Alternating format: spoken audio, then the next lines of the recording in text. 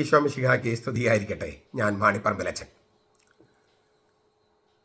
ആ ചെറുക്കൻ അത്യാവശ്യം വികൃതിയും തോന്നിയാസമൊക്കെ ഉള്ളവനായിരുന്നു. ചെറുപ്പത്തിൻ്റെതായ ദുർനടപ്പും മറ്റും ഉണ്ടായിരുന്നു.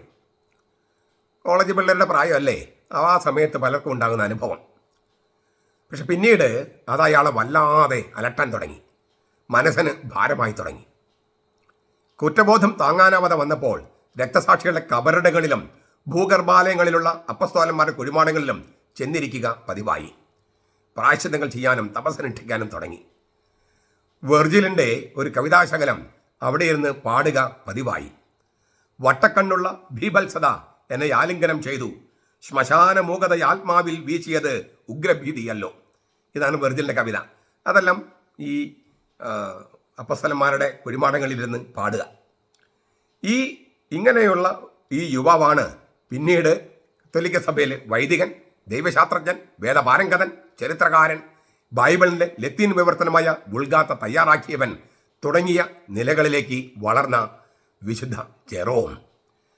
347 ജനിച്ചു, 420 മരിച്ചു.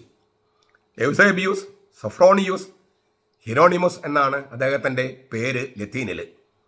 കത്തോലിക്കരും ഓർത്തഡോക്സ് സഭകളും പ്രോട്ടസ്റ്റന്റ് സഭകളും ഒക്കെ ഇദ്ദേഹത്തെ വിശുദ്ധനായി ബഹുമാനിക്കുന്നു. ഈ അടുത്ത കാലത്ത് ഈ സഭകളിൽ നിന്നൊക്കെ വേറിട്ട് പോയി തങ്ങളാണ് സത്യസഭ, തങ്ങളാണ് ദൈവസഭ എന്ന് സ്വയം വിശേഷിപ്പിക്കുന്നവരല്ലാതെ മറ്റാരും ഈ വിശുദ്ധരെ വണങ്ങാതിരിക്കുന്നില്ല. ഇറ്റലിയിലെ വടക്ക് കിഴക്കുള്ള സ്ട്രിഡോൺ എന്ന സ്ഥലത്താണ് ജെറോം ജനിച്ചത്. എവ്സൂബിയസ് എന്നായിരുന്നു അപ്പൻ്റെ പേര്. 360 കാലയളവിൽ റോമായിൽ പോയപ്പോഴാണ് മാമോദീസ സ്വീകരിച്ചത്. പിന്നെ അന്ത്യോക്യയിൽ പോയി മരുഭൂമിയിൽ തപസ് ചെയ്തു.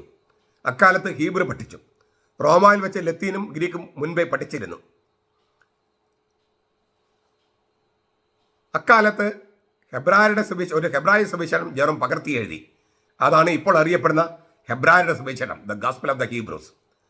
നസ്രാണികൾ എന്നറിയപ്പെടുന്ന ക്രൈസ്തവ വിഭാഗം, ഭാരതത്തിലെ നസ്രാണികളല്ല, അവിടെയുള്ള നസ്രാണികൾ, ഇതാണ് മത്തായിയുടെ സുവിശേഷം എന്ന് കരുതാൻ തുടങ്ങി.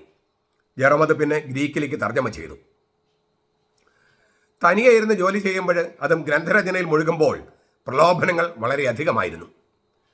സവിശേഷമായി ബ്രഹ്മചര്യത്തിനെതിരെ പ്രലോഭനങ്ങൾ ആക്രമിച്ചപ്പോൾ അദ്ദേഹം ഹെബ്രായ വാക്കുകൾ ആക്രമണം രൂക്ഷമായപ്പോൾ വലിയ പാറക്കല്ലെടുത്ത് നെഞ്ചിലിടിച്ചു.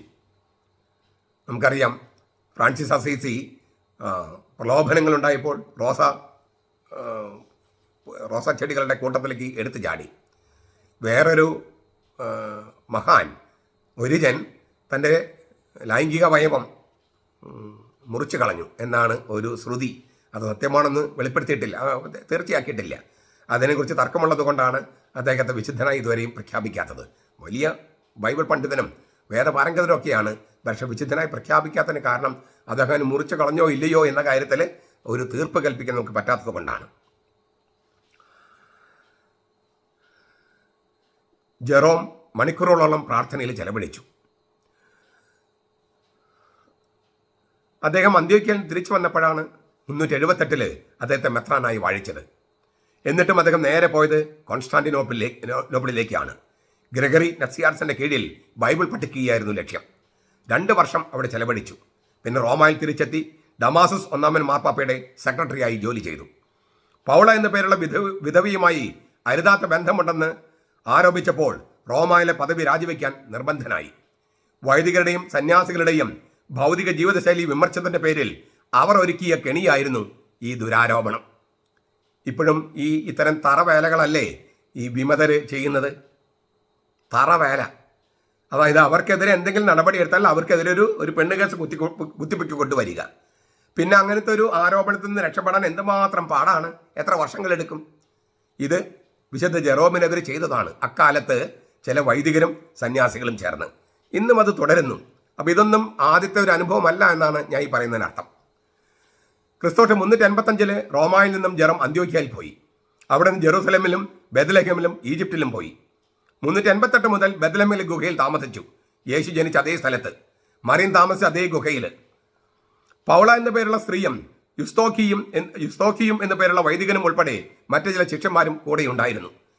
കുലീന കുടുംബത്തിൽ പിറന്ന പൗള ഭക്ഷണവും വെള്ളവും ഒരുക്കി കൊടുത്തു. അതിനാൽ മുഴുവൻ സമയവും പഠനവും സാഹിത്യരചനയുമായി ജെറോം കഴിഞ്ഞു. ഹെബ്രായ ബൈബിളിന്റെ മൗലിക പതിപ്പിൽ നിന്ന് ലത്തീൻ പരിഭാഷ തയ്യാറാക്കി. 382 മുതൽ അതിന്റെ പണി അദ്ദേഹം തുടങ്ങിയിരുന്നു. വുൾഗാത്ത് എന്നറിയപ്പെടുന്ന അനാഘനിയാണത്. അതിനു മുമ്പുണ്ടായിരുന്ന ലത്തീൻ പരിഭാഷ ഗ്രീക്ക് സെപ്തുജിന്റിനെ അടിസ്ഥാനമാക്കിയുള്ളതായിരുന്നു. ഈ വുൾഗാത്തയാണ് ഹീബ്രു ബൈബിളിനെ അടിസ്ഥാനമാക്കിയുള്ള മൂലപതിപ്പിനെ അടിസ്ഥാനമാക്കിയുള്ള ലത്തീൻ പരിഭാഷ. പിന്നെ മറ്റു ധാരാളം ഗ്രന്ഥങ്ങളും അദ്ദേഹം എഴുതി. പെലാജിയൂസ് എന്ന് പറഞ്ഞ ആൾ പഠിപ്പിച്ചിരുന്ന അബദ്ധ സിദ്ധാന്തത്തിനെതിരെ ജെറോം വളരെ ശക്തമായിട്ട് എഴുതി. കോപിഷ്ഠരായ പെലാജിയൂസിന്റെ ശിഷ്യന്മാർ ജെറോമിനെ ആക്രമിച്ചു. ജെറോം അടുത്തുള്ള കോട്ടയിൽ ഒളിച്ചു. 420 സെപ്റ്റംബർ 30 അദ്ദേഹം മരിച്ചു. സ്നേഹം വില കൊടുത്ത് വാങ്ങാനാവില്ല, വാത്സല്യത്തിനാകട്ടെ വില നിശ്ചയിക്കാനുമാകില്ല എന്ന് അദ്ദേഹം ഇടയ്ക്കിടെ പറയുമായിരുന്നു. അത് ഓർമ്മപ്പെടുത്തുന്നതായിരുന്നു അദ്ദേഹത്തിൻ്റെ ജീവിതം. ഈ അബദ്ധ സിദ്ധാന്തങ്ങൾക്കെതിരെ, ശീഷ്മയ്ക്കെതിരെ നിലപാടെടുത്താൽ ഈ ശീഷ്മക്കാരും അബദ്ധ സിദ്ധാന്തക്കാരും ആക്രമിക്കും എന്ന കാര്യം ഒരു സംശയം വേണ്ട. എനിക്ക് എൻ്റെ ജീവിതം തന്നെ അതിനൊരു സാക്ഷിയായിട്ട് എനിക്ക് നിങ്ങളുടെ മുമ്പിൽ വയ്ക്കാൻ പറ്റും. ഈ അബദ്ധ സിദ്ധാന്തക്കാർക്കെതിരെ നമ്മൾ പറയുമ്പോൾ ആൾക്കാർ ആരോപിക്കുന്ന എങ്ങനെയാണ്? വൈദികർക്കെതിരെ സംസാരിക്കുന്നു, ഇയാൾ കുത്തിത്തിരിപ്പുകാരനല്ലേ? അതായത് ഈ ആഭിചാരം കുർബാന ചെയ്തവർക്കെതിരെ മിണ്ടാൻ പാടില്ല, അബദ്ധ സിദ്ധാന്തം പഠിപ്പിക്കുന്നവർക്ക് മിണ്ടാൻ പാടില്ല, ശീഷ്മക്കാർക്കെതിരെ മിണ്ടാൻ പാടില്ല. അതാണ് ശരിയായ ശാന്തതയും ആധ്യാത്മികതയും എന്നാണ് വിചാരിക്കുന്നത്. മലർന്നു കിടന്ന് തുപ്പരുതെന്നാണ് ഇവർ പറയണേ. അങ്ങനെയാണോ കർത്താവ് ഈശോ വെച്ച് പഠിപ്പിച്ചത്? അബദ്ധ സിദ്ധാന്തങ്ങൾക്കെതിരെ പടവാൾ എടുക്കണം, വചനവാൾ എടുക്കണമെന്നല്ലേ കർത്താവ് പഠിപ്പിച്ചത്? അപ്പൊ ഈ ആധ്യാത്മികതയെക്കുറിച്ച് ഈ ധ്യാനഗുരുക്കന്മാർ പറഞ്ഞു വെച്ചിരിക്കുന്ന ഒരു തെറ്റായ സങ്കല്പമുണ്ട്. എല്ലാം സഹിക്കുക, എത്ര വലിയ വിശ്വാസ രാഹിത്യമുണ്ടായാലും, എത്ര വലിയ ആഭിചാര കുർബാന ഉണ്ടായാലും അതിൽ മിണ്ടാതിരിക്കുക, മലർന്നു കിടന്ന് തുപ്പരുതല്ലോ. അങ്ങനെ അബദ്ധ സിദ്ധാന്തം വളരാനും ശീഷ്മ വളരാനും സഭ പിളരാനും അനുവദിക്കുക. ഇതാണ് ചില ആധ്യാത്മിക ധ്യാന ഗുരുക്കന്മാർ പറഞ്ഞു കൊടുത്തിരിക്കുന്ന ആധ്യാത്മികത. ഞാൻ ആധ്യാത്മികതയിൽ വിശ്വസിക്കുന്നില്ല. മറിച്ച് തിന്മയ്ക്കെതിരെ യുദ്ധം ചെയ്യാനാണ് കർത്താവ് പഠിപ്പിച്ചത്. ആദ്യ സർപ്പത്തോട് കർത്താവ് പറഞ്ഞതാണ്, നീയും സ്ത്രീയും തമ്മിലും നിന്റെ സന്തതി തമ്മിലും അവളുടെ സന്തതി തമ്മിലും ഞാൻ ശത്രുത ഉളവാക്കും. അവൻ സ്ത്രീയുടെ സന്തതി നിന്റെ തല തകർക്കുമെന്നാണ്. തിന്മയുടെ സന്തതികളുമായി ശത്രുതയാണ് വേണ്ടത്, ചങ്ങാത്തമല്ല. തിന്മയുടെ ശക്തികളുമായി ശത്രുതയാണ് വേണ്ടത്, പോരാട്ടമാണ് വേണ്ടത്, യുദ്ധമാണ് വേണ്ടത്, ചങ്ങാത്തമല്ല. അതാണ് കർത്താവ് പഠിപ്പിച്ച ആധ്യാത്മികത. ആ കർത്താവ് പഠിപ്പിച്ച ആധ്യാത്മിക വിശ്വസിച്ചിരുന്നവരാണ് വിശുദ്ധ ജെറോം. വിശുദ്ധ ജെറോമിന്റെ മാതൃക പിന്തുടരാൻ നമുക്ക് കഴിയട്ടെ.